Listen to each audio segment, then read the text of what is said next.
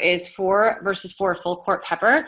I like this drill because, as you know, a lot of our game is played out of system and everybody becomes a setter and everybody's a hitter, and I want to maximize our ability to point score, and I think this drill really helps us, give us an opportunity to do that. So there's 4 girls on each side, and so they're gonna hit.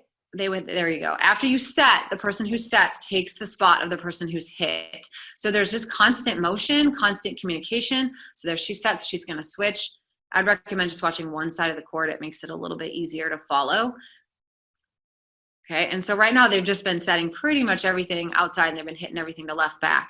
So let's see if she sets this one back. Yep, there we go. So now she's going to take her spot, and then that girl will go back to right back. So the goal is you can play it out like in this situation and this drill, they were just doing it cooperatively. So just kind of, let's keep the ball in play, but you can take it where it becomes a game. So these 4 on this side where I'm talking are going to be working against the 4 over there, and they're trying to point score.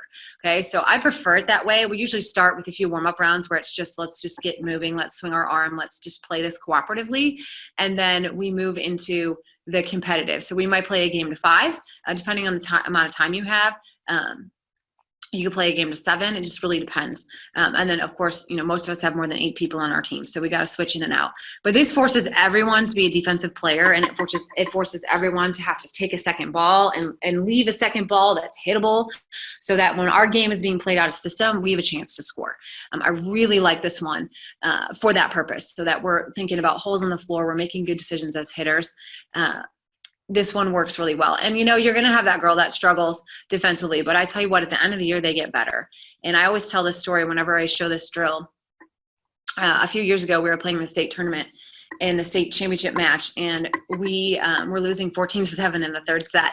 And we ended up winning 38-36 in the 3rd set. But we all ran out of subs. So, I had to be really careful about my subs. And we had a left side hitter who had an arm, and I couldn't take her out. But she wasn't great in the back row. Was definitely the person that went in for her was significantly better, right? But she had to play. She had to play all the way around. And all these drills helped her be more prepared for that moment. And what a moment, right? You're at the state tournament, and oh my gosh, now I'm playing back row.